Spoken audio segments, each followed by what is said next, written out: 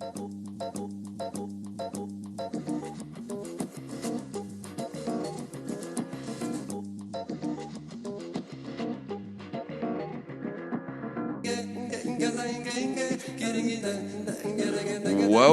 to the Brodies. And we're back at the Bordeaux. A bunch of bros on the couches. In the chair.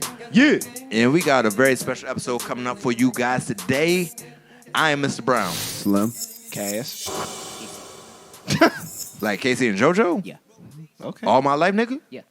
You know Casey do drugs. Yeah. Nigga, what you mean no? I just saw him singing online. That's So? why I said. Bruh, you What what the hell? That's what Casey known for. Them Casey drugs? and JoJo be doing drugs. Oh, well, For wait, I wanna do forever, it. my drugs. I'll just be I Anthony. tried. Forever Sinead. So yeah, we got a special episode talking about co-parenting. I'm just here for the intro. And Yeah, then I'm because about Brown to was back too out. good for us. He ain't want to show up when we did it. Brown said, Oh, fuck us. That's not true. Yeah, y'all record shit on times when, nigga, I'm not available, nigga. I got hard stops, nigga. I got other things I want to do with my life. Yeah. My nigga. Yeah. Hold me down. Yeah. Yeah. I don't know what to say in these words. Yeah. Nah, that's cool. You just know. Brown doing big things, making albums, big moves, Well, it's really, I got book club, nigga. I'm talking race struggles I'm the captain. with a bunch of white people, man. Nigga, I got to do my part for America. First rule about book club. You don't talk about book club. You're right. Y'all invited to book club if you want to be a part of book club, but you got to read the book. What book are you Yeah, I was reading? like, Witness to the Truth. I never heard of it, but send Who's it the to me. author? Cleo Scott Brown. My mama, bitch. And my grandfather, Reverend John Henry Scott. And so we talk about race struggles. We introduce Sorry. his struggle to reflect upon what's going on in today's America. And it's very, very important work. Wow. Very, very important work. It's okay. It's okay. It's okay. It's okay. What? What? What's okay? His book club is cool, just. Oh, I thought you were talking about the work was just okay. Oh, no. I was getting confused. Like, are you being serious right now? No, I got to do. Like, I've been doing it for about a year now. Okay. That so we build it up. It really it might be less. We started about 2 or 3 months before the election, because a lot of misguided thoughts about black people and shit and things. So you be doing the education? Yeah, got to, man, because I think a lot of times context matters, and I think some white people think we just operate the way we do in a vacuum, and nah, it's historical precedents. The way I act, the way I do. And so it's good to get that perspective about it, to know, I respect it. So it's y'all welcome to do it. And if you know some white people wanna get some education, and it's a safe space, white people. We won't make you feel bad for being white, unless you feel bad on your own accord. I'm not making you feel bad. We just gonna talk our talk based upon the book and race struggles. And if you feel bad, just so be it. That's on you. Maybe you shouldn't say that it's a safe space then. It is a safe space. I'm not gonna judge you. They're going to feel bad. Well, shit. Nigga, I feel bad every day. Every day I wake up, got in the fight. That's like shows. I love to wake up and be like, oh, I can just chill today. No, I got to fight about something. Hey, dog. You ever wake up and be like, today I choose violence? Yep. I don't think any normal person does. Shit. That was rhetorical. You guys didn't respond the way that I thought. Shit. Don't get me. Jacares, nigga. Wake up, Jacares. Everything's burning. So we gonna have this amazing episode. I'm about to skedaddle, and I know y'all gonna hold it down. Where we had to do a nice little interview with my man Johnny, because I wanted to talk about co-parenting. And none of us have kids except for the guy that wasn't there. I actually have 5 kids. I just never told you. That's fucked up. You could have answered a lot more questions for this interview. Know, but I was ashamed. Is it by the same woman? Is it by that stripper? Until things are finalized with the courts, I don't want to answer that. You said you had 5? So you out here shooting the club up. Yeah, there. you go raw. You know, Damn, no I pull saw out. She Hates Me starring Anthony Mackie, and I got inspired. Okay, cool. You said I'm gonna shoot the club. I respect it. So your couch pulls out, but you don't. Ha ha. You out there tickling belly buttons from the inside, nasty. Clearly, I'm joking, America. I have no kids. They don't know that. I'm telling them I have. You could be kids. lying. Why would I lie about that? Why would you tell the truth? Can I claim one on my taxes at least? Word. Like, $3,600 a kid. This joke has backfired severely, and I will never do it again. You know what else is severe? Uh-oh. Child support, bitch. Ha ha. Ha ha ha ha. We'll come back to you after these messages. Yo. This is Slim making up 1/4 of the Brodies. If you love this content, if you can dig it, subscribe to us on all platforms at the Brody Pod. And with your boys, the Brodies here, with my boy Johnny. Just want to do a little interview, little chat about co-parenting, stuff like that. This is inspired because since I've been doing some premarital counseling, it's been made me doing a lot of thinking about my childhood. And I don't got no kids. So I was like, all right, who do I know that has a child? I was like, I know 2 people that are like, I think I'm very close with. I was like, one is about to be a stepdad, and the other one is like his actual child. So those are my 2 references. So I got my boy Johnny here. What up? So just wanted to get into that. But I want to give a little background to how I know Johnny. Met him in college. It's crazy. He's probably my friend that has the biggest transformation from when I met him to the man that he is now. Absolutely. When I tell you, it was like the most quietest nigga I've ever met. If you talk, it was just head nods, and that was it. We go to his room, play some Madden, some 2K. Maybe might get him to talk then, but after that, just wouldn't say anything. And I was like, yo, why does this nigga, does he not fuck with us? Oh, he just fucked with us because, like, we just happen to always be around the people that he hung out with. So then, I don't know how long it's been. I think it's like 10 years now. 10 years, a little over 10, 12, something like that. Damn, I'm old. It's been that long since college?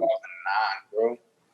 So, I did want to do a little icebreaker. Johnny don't know this, but I'm going to tell a little funny story. All right. Let me know. I was like, all right, Johnny's a different nigga. So, sophomore year, I'm gonna say the story without names, so I hope he remembers. I don't even know what story you're about to tell, but I'm interested.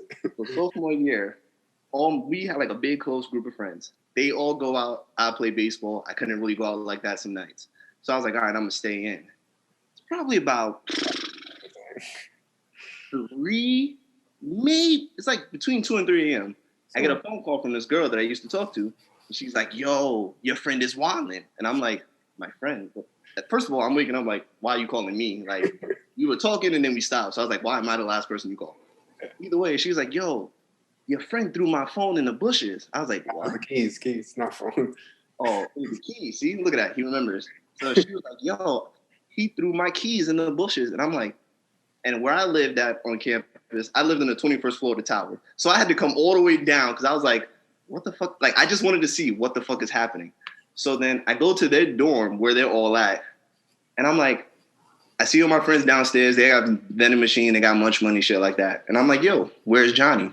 They're like, yo, Johnny went to the bathroom and ain't come out yet. And I was like, For the record, I didn't throw the keys, but I was in the bathroom for a good 2 hours just sitting on the toilet. That drunk. If I remember correctly, like niggas went in to go check on him, and I was like, why does he just have a Yankee fan? Like, butt ass naked. He did it. He's like butt ass naked, but it has the Yankee hat on. And I'm just like, yo, what the fuck happened tonight? Like, I'm mad that I missed the night. Like, I really wish I was there. But anyway, I go back to her, and then she's like, your friend threw my keys. I can't get back into my dorm room. Now when I think about it, I was like, I feel like you lying because you could have got asked your roommate. You just wanted to crash in my room. Whatever. Long story. Absolutely. So that's what I knew. I was like, yo, Johnny's different when he's drunk. I definitely did not throw her keys. But And to this day, I don't know. You and her know. I don't know. I don't. We got to have a conversation with her. Call her in. Yeah, I'm going to call her next week and be like, yo, did he really throw your keys? And that's when I knew Johnny was a different dude. Absolutely. So I say what I have to say. We've been pretty close for a pretty long time. Sure. So getting back to the topic at hand. Actually, wait. Johnny, do you have anything? Maybe an icebreaker that you would like to say? Anything like that? Icebreaker. I can introduce myself for the people that don't necessarily know me. Name Johnny James. Twitter. Not really. But better known as Johnny Nips or Pastor Nips from Harlem, New York. And I have a 2-year-old daughter. Brian looks like he's curious on the Pastor Nips name. It was a name that somebody like randomly gave to me. I'm not a pastor in any way. I just think it's more of the idea of that I come off as like this like good guy. So sometimes people like they think that I'm a pastor, but like, you know, pastors sometimes like deep down they have like these crazy ass like things about them that are kind of like kept a little secret, and I think that's where that's sprung from. Yeah. It was randomly given it to me. I was like, oh, that sounds pretty cool. And it is stuck for years. Like, I knew it was real when he introduced himself. He'd be like, yo, I'm Pastor Ness. I was like, wait, what? But So I'm not hearing right. That's why I'm making a face. Gotcha. Is it Pastor Nips? Yeah, Nips. Okay, so I was hearing right. Okay. like, Just wanted to make sure. No, that's fine. I got it. I think it's great. If you want the PG version, I like the Nips candies, the caramel candies. We'll stick with the rated R. The rated R, that's a different story. TVM. Yeah, exactly. Oh, TDE. But bringing it back full circle, one of the things that I've been kind of going through with my premarital classes is that I've been doing a lot of reflecting on my childhood and just seeing like how that affects me today.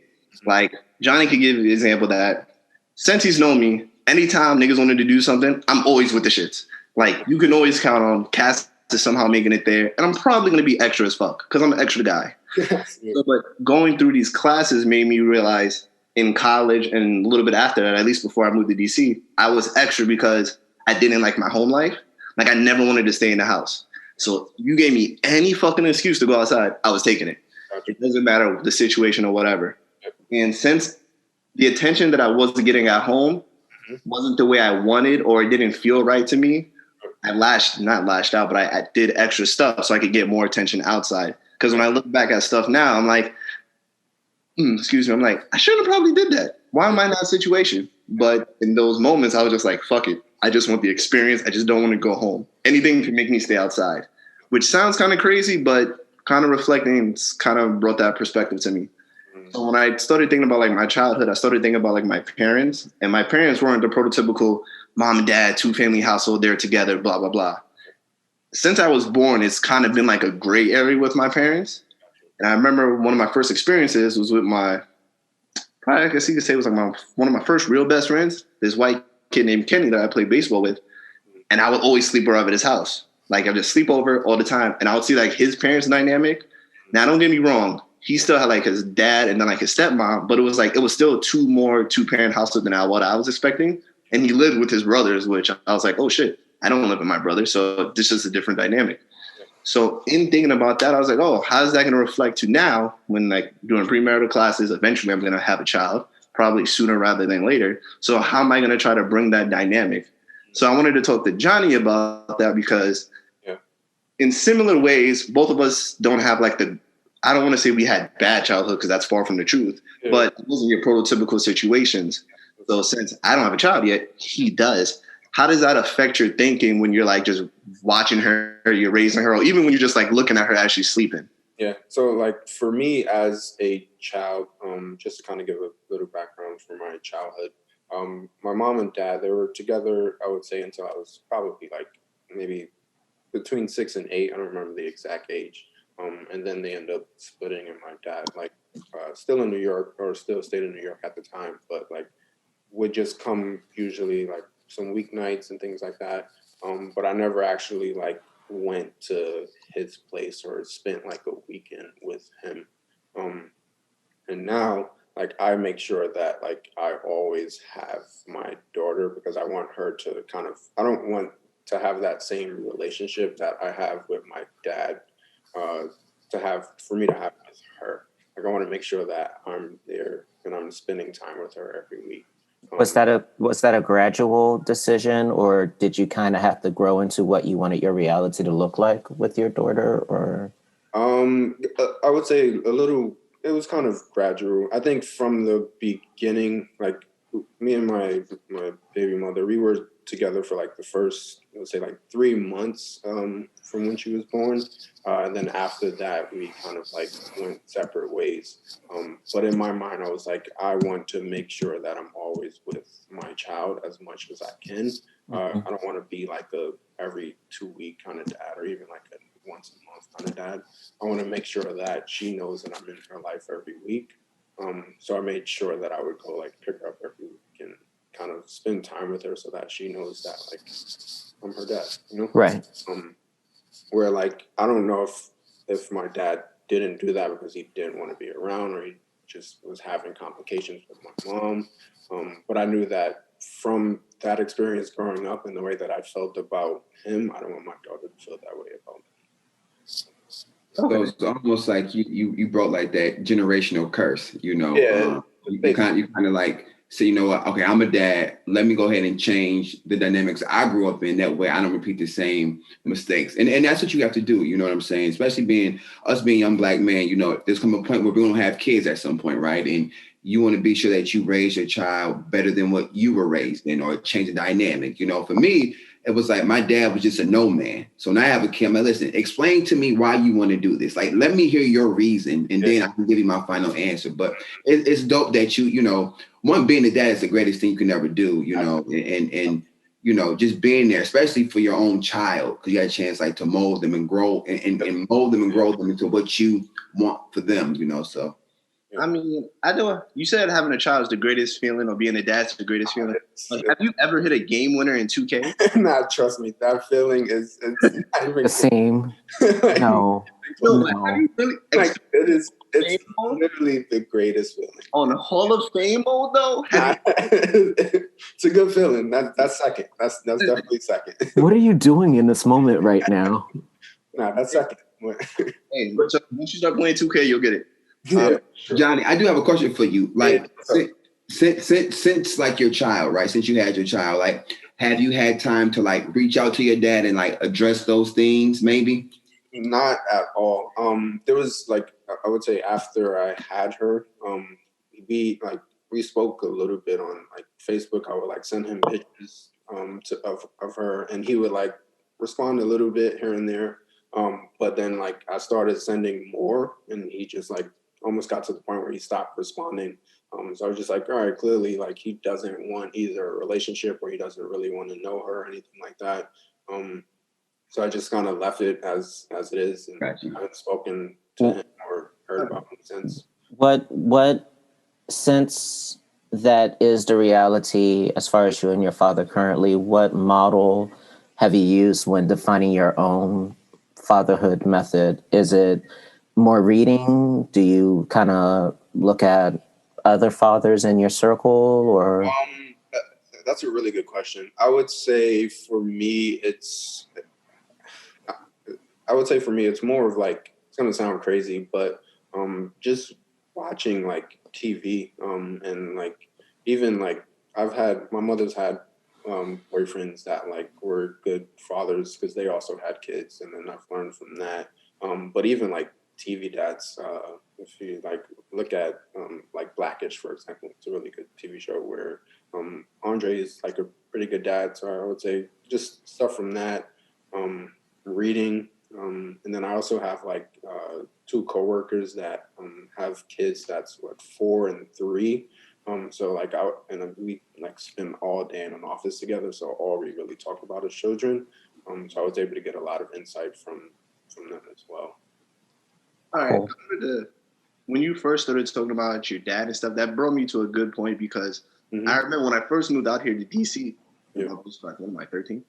When I first moved out here to DC, my uncle, I believe he gave me the best advice that I ever heard in my life about parenting, and I don't even think it was intentional, because we were just kind of smoking on the balcony together, and he was like talking. And he said that as a dad, he said, as a son, you're going to feel that your parents didn't do everything right. Like, there's going to be some shit that they just got wrong just because it's human nature. Yeah. He said, when you have children, whatever your parents did wrong, try to correct it. So as I heard you talk, it kind of brought me back to that quote. And I was like, wow, first of all, I'm crazy that I remember it, because we was high as hell when we were talking. And I was just like, that resonated so well, because I was like, that's really a true thing. Because that's something that I think about even during these classes when me and my fiance have like conversations and stuff, it's something that I'm like, everything I felt that all my father figures or like male mentors did wrong, I want to try to do better because they weren't perfect. Like they did the best that they could in the situation. So that just really stood out to me. But my next question was going to be, because I know this conversation is hard for me and my mom to have because I call him my dad, but he's not my birth dad. So, and every time I try to talk about my birth dad to my mom, it goes left. Like she gets very defensive and stuff like that. Even though I try to explain, I understand the situation. I'm about to be 30. I get it. Real life stuff happens between two people. But I wanted to think, since I don't have children, how do you think, or when do you think you want to try to have that conversation to explain? Because eventually there'll come a time when Jolie's doing school and she's like, oh, anybody else's parents come together to get them? Because that was something I dealt with baseball. Like I would go to games and everybody's teammates had their parents and I'm there by myself. I grew gradually to get used to it. That's why in college, when you guys used to come watch me play, I sucked. But as soon as y'all left, I was good. It was weird. So how do you think about those moments when you're gonna have to have that conversation? With Jolie? Yeah. So it's not something that I've thought about yet because for one, she's like way too young for me to have that conversation. But I will say this is something that like because it happened so early, I think she's at the point where she kind of knows that like I spend this time with my mom and I spend this time with my dad. And like it'll get to, like when I used to like pick her up and bring her back, we would get off the train like at her mom's place and she would start saying ma, like even before we even got to her house, like we would be getting off the train and she would like realize that she's going to her mom's place. And then when I would be going to pick her up, like on Fridays, she would like, her grandmother would tell me she would start saying papa, papa, things like that, where she kind of like got into this routine. For one, I think like, again, like she'll be used to it at the point. But in terms of having the conversation, it definitely won't be an easy one. But it's just a matter of like being honest, being open, answering any questions that she has when it gets to that point. But I will say this, me and my baby mother, we want to have this certain level of co-parenting where we can do like those things like that together, whether it's like going to a parent-teachers conference or doing anything related to school that's for the good of her, where we both need to be there. We both want to be able to do those things. I ain't gonna lie. You said go to parent-teacher conference. I'm not looking forward to that personally. I can't wait. I love it. I'm gonna try to push that on her, like, yo, there, like, do I need to be there? Like, I don't need to be there if like they did some fucked up shit, like hit a teacher, like, all right, I need to go be dad. But I'm like, do I? It's like it was 4 to like 8 p.m. and then you gotta wait in line with the other parents. You say that now, but the moment you have a kid, you're gonna want to be there, 100%. Yeah, I'm hearing that, but I'm just like, but your mindset changes on a lot of shit once you have a kid. Shit that you normally wouldn't want to do. It's like you get interested in it. Then I would say this: what's the one thing that's changed since you've had Jolie that you think about you? I care about shit more. I mean, you know me. Before I was like this really like nonchalant kid that Johnny did not give up about anything, like nothing at all. And like now, I think I'm learning to be more concerned with shit in my neighborhood, with like what school she's going to or what daycare we're going to. I remember when we like started looking at daycares, I had a list of like 15 questions I was ready to ask like the director, and they were like, "We're not used to dads having this many questions." I was like, "I just want to make sure my daughter is like in a place where she's spending like 8 hours a day there, you know." You want to make sure that she's around people that like are good for her. Okay, you pulled that list. I was like, well, I have a list. I was like, I'm dating an educator. Like, shit. I'm just like, yeah. I'm just here. Like, I don't really need to be. You think so, but once they're there and like you develop this like certain level of love for them, you want the best and you want to make sure that like you're asking the right questions. And then with that, with you having your daughter, how does that change your relationship with your mom? Because for me, one of the arguments that like me and my mom have probably over and over again, because our relationship is like, we are too much the same person. So like we're both hotheads. So like we can't talk for more than like 5 minutes or the conversation's going on. And she's the only woman that could do that. Like I won't argue. I think I've had 2 arguments with my fiance since we've been together. Like serious arguments. Like yes, we disagree, but like I'm talking like a legit argument, maybe 2 or 3. Yeah. She always tells me that I won't understand stuff until I have a child. Yeah. Is there anything that you looked at your mom different, like, yo, what the fuck are you doing? Even though before that, I love your mom. Her garlic bread is fire. She does make good garlic bread. I still so if she listens, please send that to me. She probably and was there anything that like you looked at your mom like, yo, what the fuck? And then with you having Jolie, you're like, oh shit, this is why. Wait, so say the last part again. So I don't know if I'm wording the question correctly, but with you having Jolie, has it made you look back at your relationship with your mom or anything in the past that's happened where you're like, I get it now? A little bit. I would say like her concern with education for me, where she was like always on top of me to make sure that like I was doing well in school. Even when like I got an 80 in the class, she was like on my back about having an 80. I'm like, bro, it's an 80. Like, I'm doing okay. Like, just relax. Like, but like her thing was like, the fact that I had an 80 and I didn't have a 90 was because like I just didn't enjoy doing homework. So, like a lot of times I just wouldn't do it. And I think like for her, it was just the way out of like, I don't want to say poverty, but the way out of like being like basic, I guess would be the word, or just being better is like education, or the ticket out of like, is education. And I think for me, like I want to kind of instill that same exact thing in my child, where I want her to make sure that she's doing well in school and make sure she has the right resources to do well in school. And like, I could see myself in the future, like being on her back about certain things and kind of like getting annoying with her with certain things. Even now with like colors, like she's like, for the most part, she knows the majority of her colors, but I'll show her a color and it'll be like, let's say it's blue. And she'll like jokingly be like purple and she'll start laughing. And I'm like, Jolie, what color is this? And she's like, purple. I'm like, Jolie, what color is this? And then like, she'll like, I'll see it in her eyes that she's like almost to the point where she's about to start tearing. So I kind of pull back and be like, all right, I'm like going a little too hard. Where like my mother, she just kept kind of drilling that in my head of like, this is the color, this is what you need to be saying. So I would say like that I kind of learned with just kind of like just being on top of her with school, but also being able to pull back a little bit when like things are getting too out of hand, where my mother kind of necessarily didn't do that. It was like, you're learning this and I'm going to make sure you learn it. Yeah. Kind of that do as I say, or that just making sure that you're as prepared as possible because of what you have to face moving forward. Say that again. It's kind of like just she was making sure that you were as prepared as possible, knowing the world that you were going into or how the world was evolving. Yeah, exactly. Yeah. How about you, Slim? Got any questions? I feel like I'm dominating the questions. I don't want to. No, I'm obviously you can tell you guys are very close. So I'm just like in my mind taking notes. Like, okay, if I have a kid, then I'm stuck at the idea of Kasim reproducing. I don't know what that's going to look like. I can't wait. I can't wait for that moment. I just, it's scary, but then at the same time, I'm curious. But then also it's making me very pensive about fatherhood. I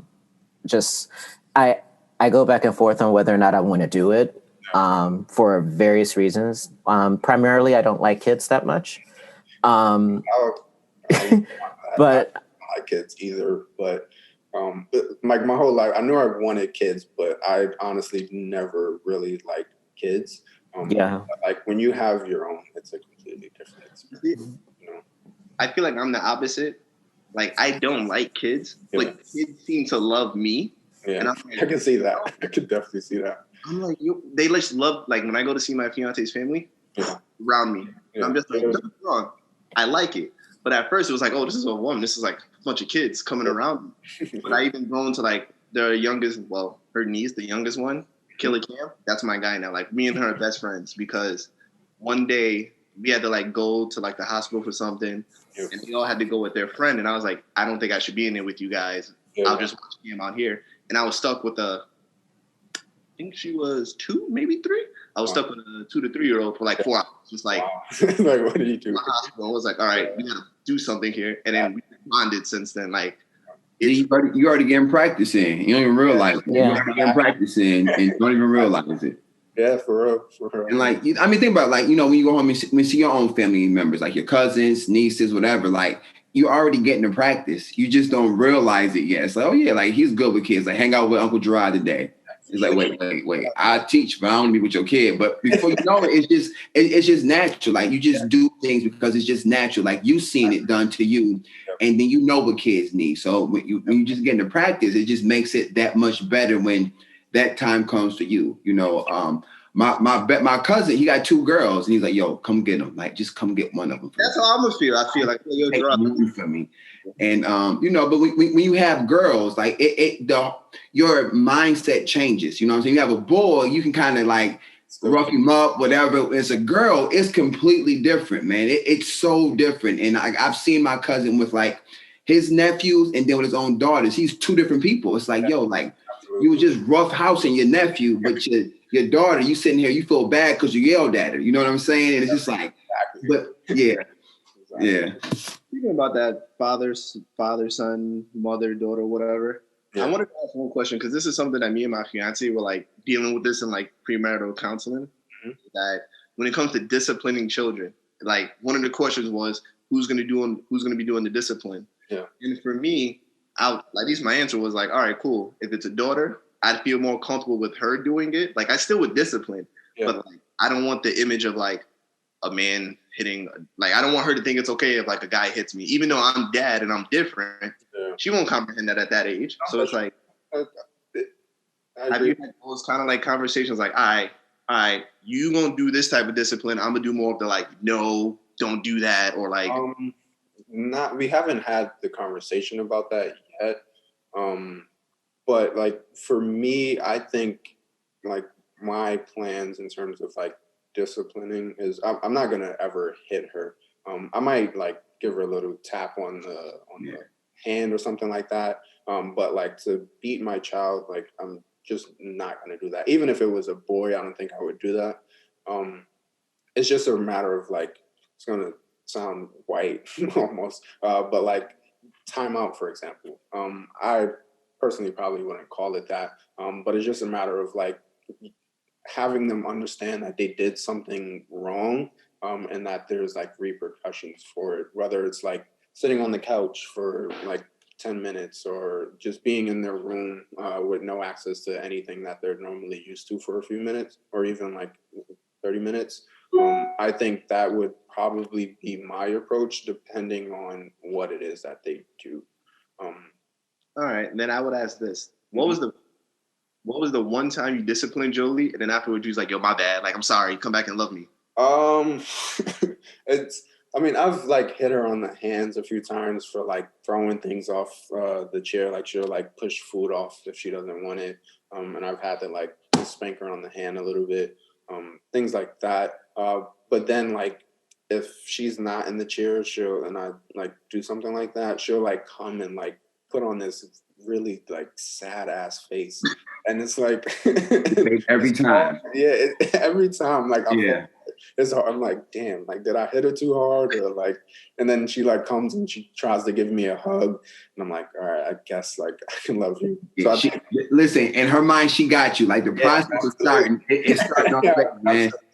And it's crazy that you mentioned that because like I teach kids. So with my boys, I can be like, yo, stop playing so much. You know, I you know, the girls, I yell, and it's like, did you really mean that? And I'm like, I really didn't, but like, I'm sorry for yelling. I'm like, why am I apologizing to you? But just in my mind, like, I know if there's a daughter for me in the picture, oh man, I'm done. Like, it's a done deal. It's over for me. That's it. It's tough. It's definitely tough.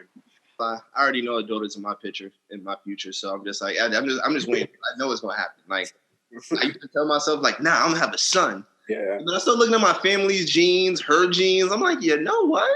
Probably gonna have a girl. Yeah, you probably have a girl, Cash. I son, even though she's like, you control that. I'm like, I do, but then I look at my family and I'm like, You have what, 3 brothers, 2 brothers, right? I have 2 brothers. Exactly. You What? might luck A out. lot of girl cousins. So I'm like, will this work out in my favor? You're destined for a young princess, man. I wouldn't be surprised, honestly. My only, like, I don't know if this was a fear for you, Johnny, but I know this is a fear for me. Because for me as a child, I was very quiet and shy. Like, for me, I didn't really become, like, rambunctious until, like, college. Gotcha. Because, like, as a child, all I did was literally play baseball, go to school. I had, like, a few friends that I would hang out with, but I wasn't, like, going out to high school parties, nothing like that. Yeah. Literally, practice, back, chilling with my grandmother. And that probably changed. I probably became going outside more once she passed. And then I was like, all right, I don't want to be home anymore because she's not here. And I don't like the rest of you people. So I'm going to go outside and go do stupid stuff with my friends. Yeah. So when I think about me having a daughter, I'm like, even when I look at my fiance, I'm like, whose personality will she take more? Or, well, I'll use daughter now because Jolie. But I'm like, whose personality will she take more? Will she be more mine? Like, people think I'm so outgoing. I always say, I'm the most antisocial person you ever meet. I would agree with that. I would definitely. You could put me in any social setting, I'm gonna flourish. I'll be fine. There's maybe like 2 settings that I'm like, I don't want to do this. Yeah. But if you ask me if I want to be here, I'm gonna say no. I want to be home, sleeping or doing something else. Absolutely. So when I think about that, I'm like, whose personality will she take on? Or even in terms of features, I'm like, will she look like me or will she look like Jen? I'm like, huh. Like I'll be like, huh. My fiance has like nice shoulders. I'm like, will she take on those? Yeah. I'm like, good to see. You have like, you're very athletic. Will she take on that? I don't know. And these are all the stuff that I think about. So when you look at Jolie, is there ever moments where you're like, yo, you look just like me? Or you look just like your moms? I 100% see me. There's times where I see her mother, but for the most part, like it is 100% me in terms of looks. When she was younger, I was like, I don't know if this is my child. I'm kidding. But like as she got older, I was like, oh yeah, like I see her physical features and like her eyes are just like mine. Her mouth is just like mine. Like it 100% me. In terms of like behavior, it's tricky. I think it's a good mixture between the both of us. When she's with me, she feeds off my energy. So she's like very chill, very like quiet, kind of just literally like me. I think she just, again, feeds off that energy. But the moment that it's me plus anybody else, like even if it's not her mom, anybody else, she starts like going crazy, like very hyper, like very active, just like her mom. Her mom has like this bubbly personality. And the moment that it's not just me and her and there's somebody else, and that's when like that personality starts to come out. I don't know if she like does that like intentionally, or if like I'm with my dad, I kind of want to just kind of have that same energy as him. And then like kind of just changes when other people are around. Which I kind of like, because like you want your child to be more open and more talkative, to just have a better social life. Where compared to me, I'm just kind of like that quiet kid that's kind of like chilling in the corner, like Cass said, in college. But then, well, this is college, but I was like, why do every girl I know ask me, like, what's up with him? Yeah, what's up with me? I'm talking to you right now. There's a level of mystique that comes with that. Yeah, the quiet ones always seem to flourish, man, because like they're mysterious. They don't say too much. They're present, but then like say I can't read them, you know. So exactly. There's yeah, a level of interest. Like, why is he so quiet? Like, let me rile him up a little bit. And I was just always like, damn, maybe I should start being quiet, but I can't be quiet. So you can't do that. Like it's when I'm quiet, people be like, what's wrong? Yeah. Something happened. I'm like, no, I just need to not be talking. They're like, no, something happened. Your dog died. What's up? I'm like, all right, cool. Thanks, guys. But if we're getting back to the co-parenting thing, yeah, the thing that I did want to ask is that what's some advice that you would give for people, I guess, co-parenting or are in a situation where they're going to be co-parenting. In your opinion, how do you think it will affect the child, if at any? So in terms of affecting the child, I think it depends on like when it happens and how it happens. I saw my mom and dad like argue a lot in between the time that they were like splitting, like between that start of age 6 to like 10. I've seen that happening a lot. And I think it was at the point where I was like almost like becoming into myself at that age. So it kind of affected me. So I would say the first piece of advice is just learning to respect like that, the other parent, when like, if the child is around, even if the child isn't around, just try not to argue. I would say that's kind of one of the first things. Second thing is just learning to compromise a little, like meet in the middle. There's going to be disagreements, like you can't avoid that. It's two separate people with different opinions. So just learning to kind of like understand where the other parent is coming from and being like, oh, okay, like I can understand where you're coming from, understand where I'm coming from. Let's meet like in the middle somewhere with certain things with the child. I would say those are probably the biggest things that I've learned. And just like realizing that like she's not just like, or the child is not just yours. Like she also has this other parent that she'll need to spend time with, that she needs to develop a relationship with. I would say those are some of the bigger things.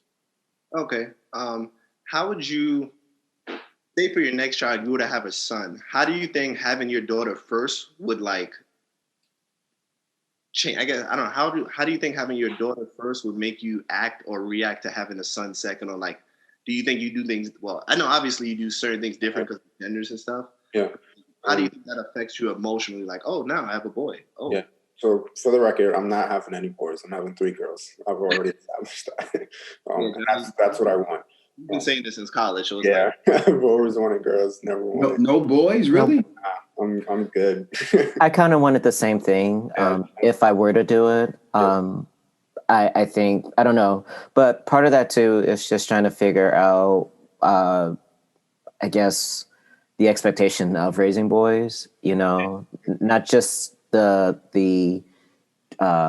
physicality of it, but I think just given the times that we're living in, just explaining the world to young men now, it just seems kind of hard to do. Yeah, especially like young Black men.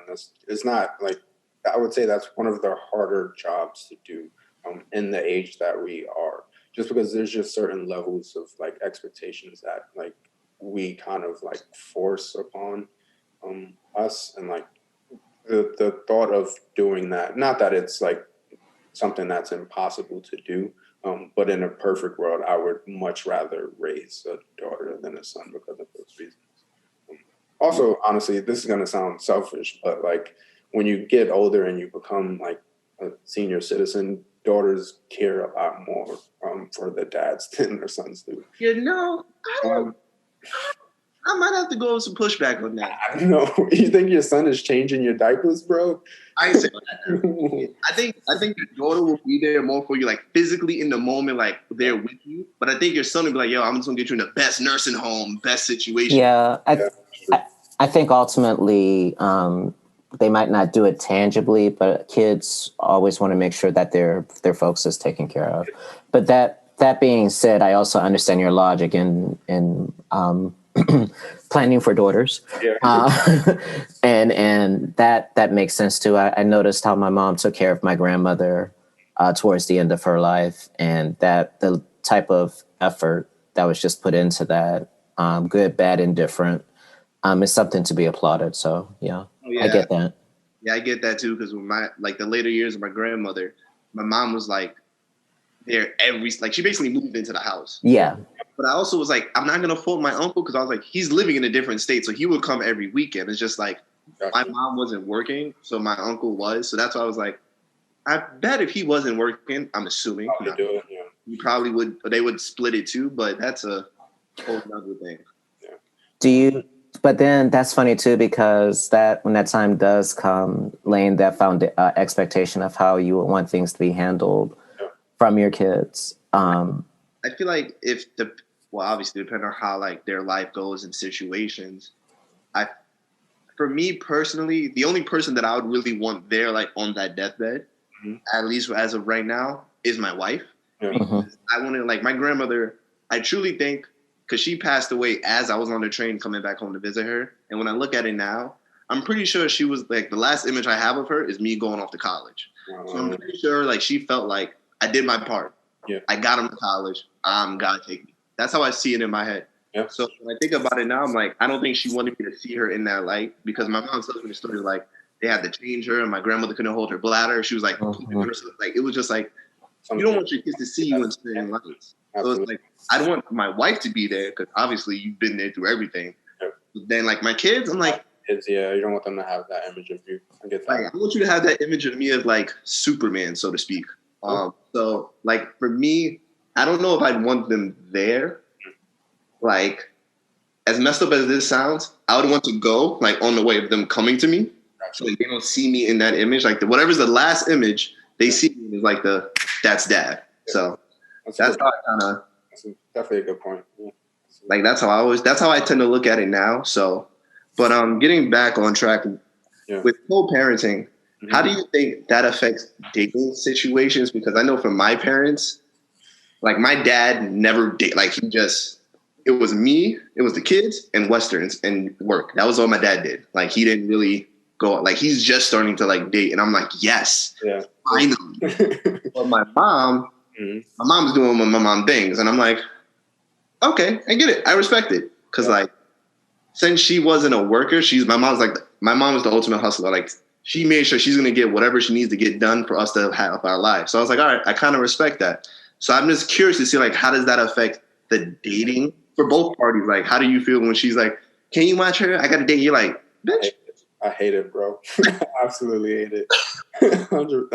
And like, I'm laughing, but like, there's part truth to it.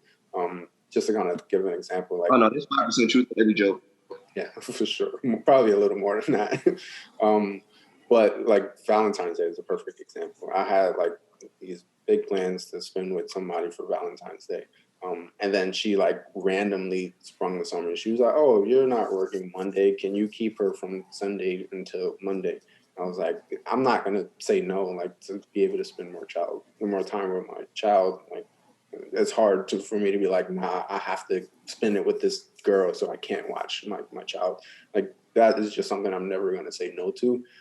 I don't know what she did. So like for us, it's kind of like, for me at least, it's like out of sight, out of mind.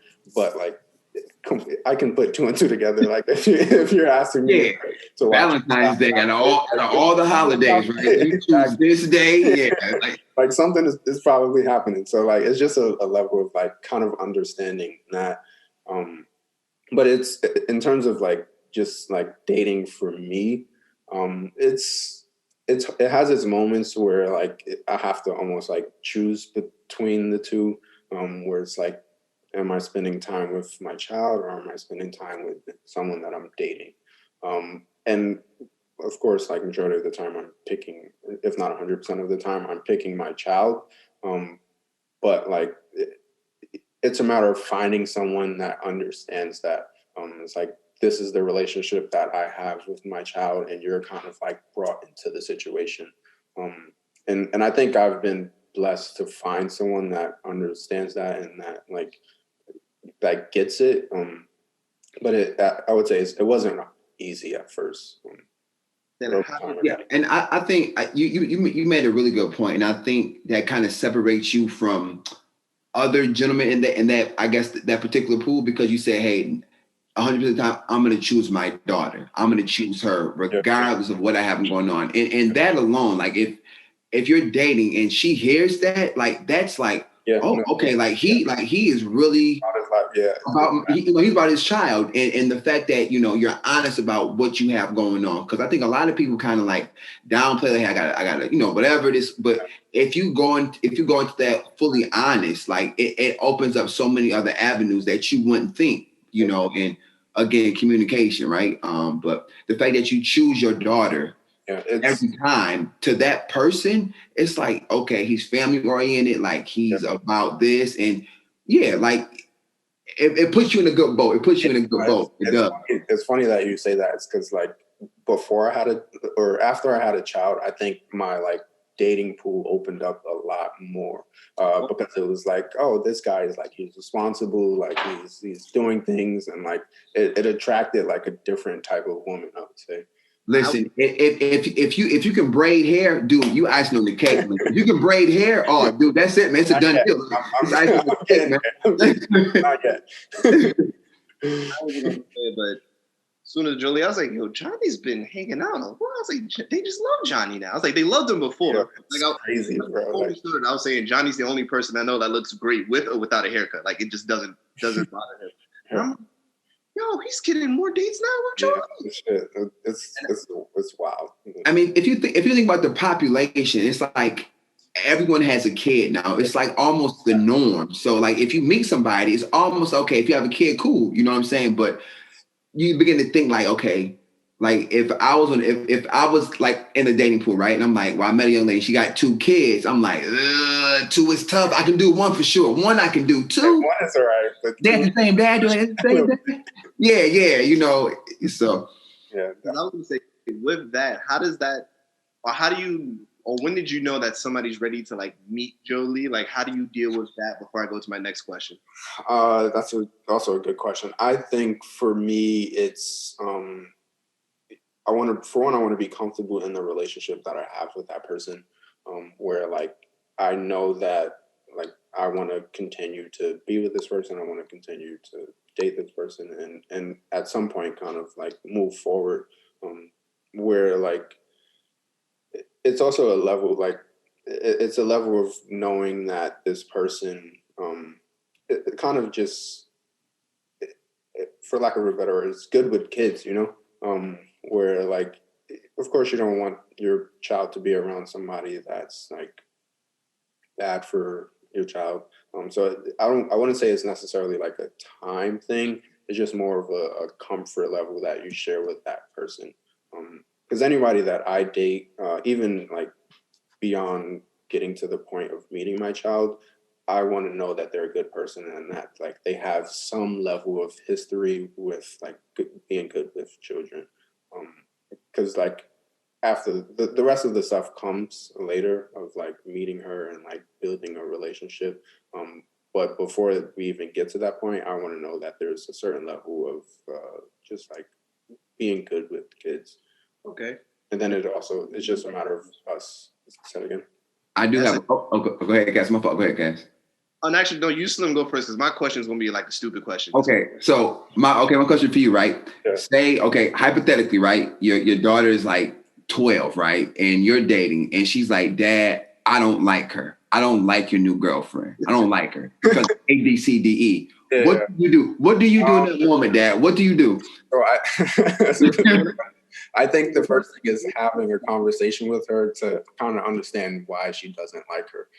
If I consider the reasons valid, or if like she's like, nah, there's no room for this to ever happen ever. Like at the end of the day, she's the person that like I have to kind of like agree with and kind of go with like the things that she says.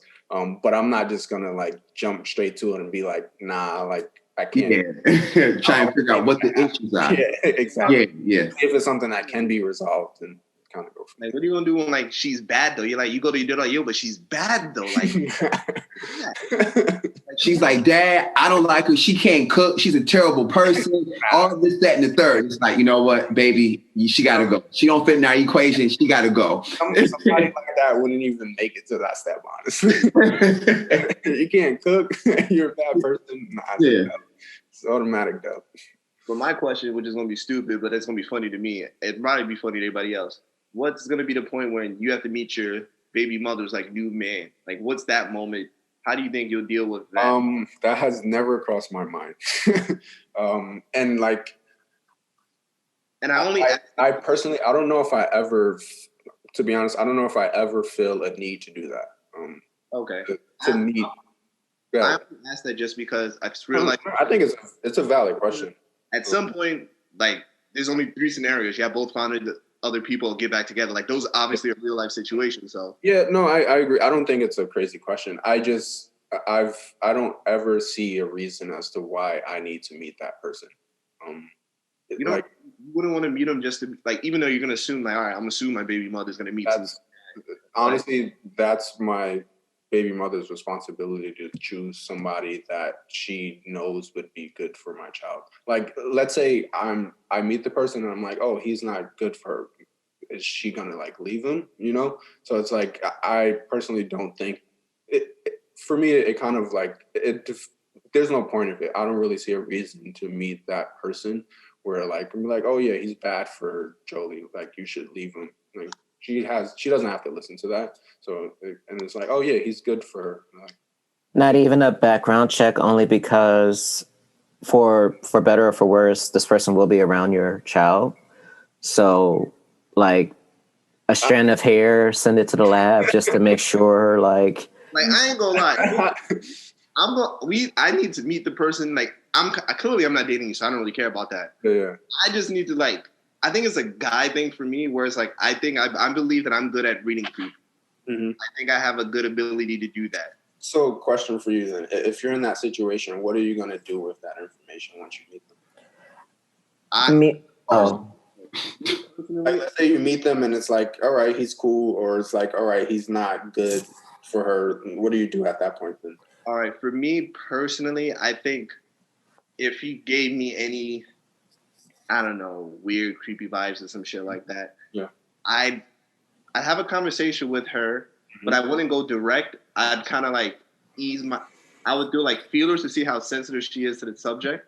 Gotcha. And then, so scenario A, she's like super sensitive, like, nah, nigga, this is my man, you got your business. And I'm like, all right, cool. But then for me personally, I'd probably start like talking to my daughter more. Like, yo, just tell me how it is when you're over there. Like, little stuff like that. Yeah. But scenario B, if she's like more okay with that conversation, I would make sure that I say it in a respectable way where I'm like, I'm not shitting on your relationship, because obviously I want you to flourish, because if you flourish, my daughter will flourish, or son, whatever. Yeah. So, but I just want you to be like,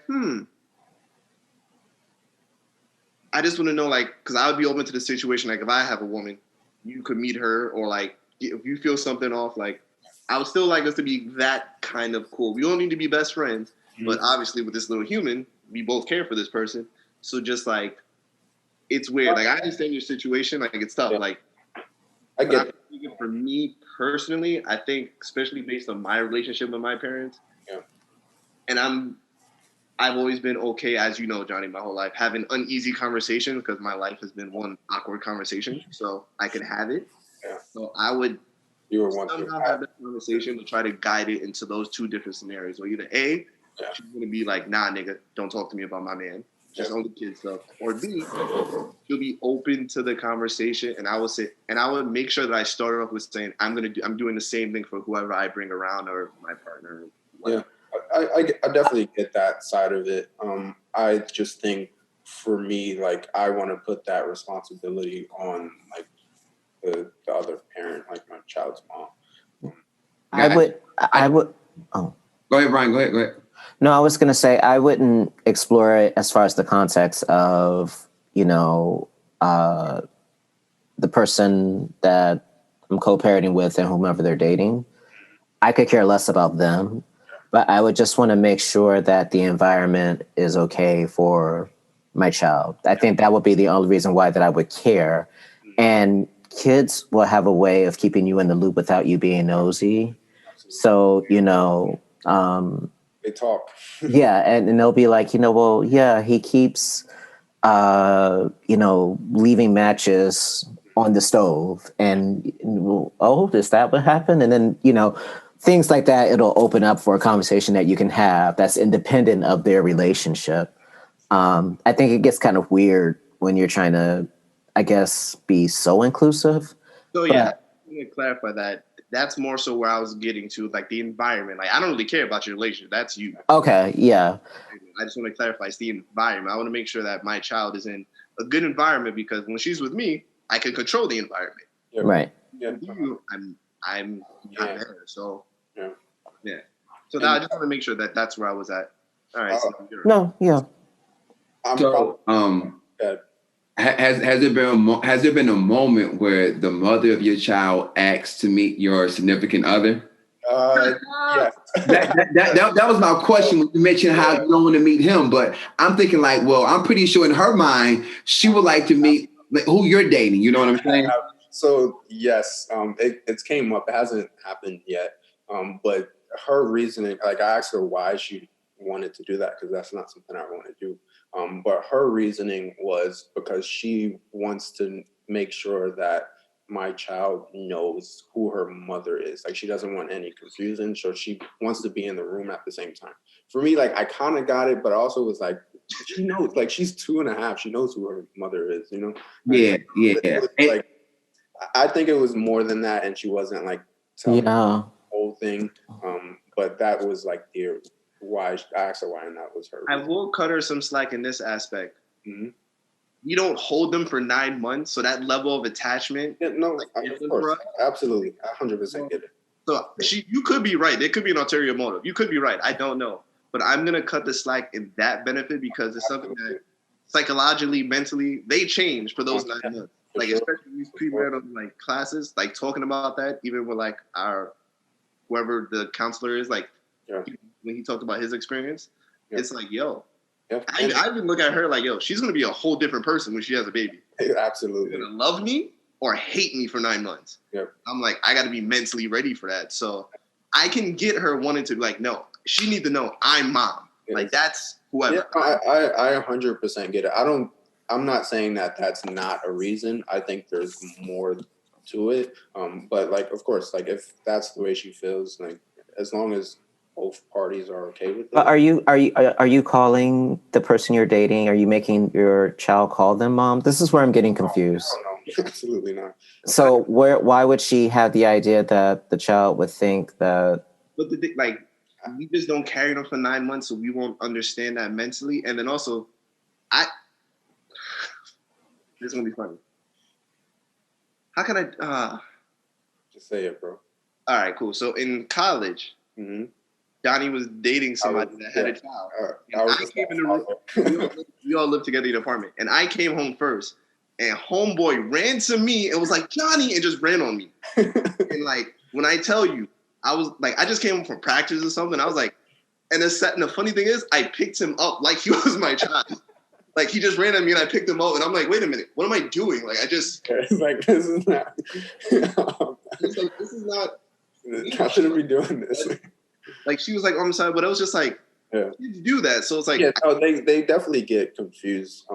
And like it's funny because there was a point. It was probably when she was like 1.5 years, turning 2, where I would be outside with her, and any like brown skinned girl with like wavy curly hair that she saw from a distance, she would be yelling, "Mama, mommy, yeah." Like, no, that's not your mom. Like, I had to like drill that in her head. So like. I get her side of it and I get her perspective. And it's also just like learning to compromise of like, all right, like if that's something that you need in order for like us to move forward, then it's just a level of just understanding it and being able to compromise as long as like the person that I'm dating is comfortable with it, and then I'm comfortable with it. All right. Because I think when you think about that, I think whoever you date, whoever, you know, the mother to your child dates, like they're dating them and then your daughter. You know what I'm saying? Like it's a package deal. It's like you can't listen. It's buy one, you get the other half too. Ain't no buy one get one. You get the whole package deal. So I think the people, whoever she chooses to date, whoever you choose to date, like they have to be like mentally tough to like date, because it's like you're dating somebody and then there's somebody with a child. So that's a whole different like dynamic in itself. And I think it takes a special person to walk into that door and embrace and accept all that comes with that, you know? It's definitely tough. It's not easy. And like, it's it's even harder like to kind of understand like there's certain like there's a relationship that you have with like your child's mom that like only you two will understand, and for somebody to like come into that and kind of like see that, like that's just also like a hard thing to kind of like put to the side and be like, oh, this is a relationship you have and you have to like know this person literally for the rest of your life. So that can also like kind of cause some issues. But as long as like they understand that there's a certain place that they have in their life, it usually works out well. I think we're going to wrap it up there because those are just beautiful words. Unless anybody has some last parting words for my man, John Boy. What? And I'm probably opening Pandora's box. When you got the news that you were going to be a father, yep. And you had those thoughts of what it was going to be like, compared to where you are now, how much of it was accurate, and then how much of it was just? I didn't think I would. For one, I didn't think I would be in the situation of co-parenting. For one, I thought it would be like me and her, and like we would kind of grow old with like a big family.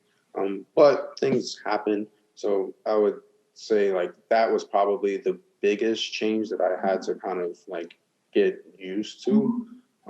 But as a dad, I think when I first found out, like it was like this is something that I kind of like wanted, like Cass said earlier, like even before college, like I always wanted like a girl, and I wanted to kind of like raise somebody, like raise a little girl and become like this grown woman. And I feel like now, like that's exactly what I'm doing. I'm making sure that she's put into a good position and around like loving people, to kind of make sure that she becomes like a great woman. Beautiful. That was beautiful. No, there's no parting words. We got the Brodies, man. That was beautiful. John Boy about to make me cry. Like the third time you about to make me cry. You show me a video of it. You know. It's gonna end it. Don't look at me like that, Brian. Thank you, John Boy, for taking time out. So I really appreciate this. Thank you guys for having me. I love the podcast. Keep doing the work that you're doing. And I look forward to seeing more and listening to more of you guys. Thank you. I Appreciate it, man. On that note, we are the Brodies. Yeah, you could click that clap out. Man, that was beautiful. Oh, shit. Oh, man. So I'm just going to stop it right here. Oh, yeah, that's fine. Yeah. Okay. All right, now we're going to talk about stuff. Good gracious, ass is bodacious. I guess that's enough motivation. This party needs some more Asians. African American.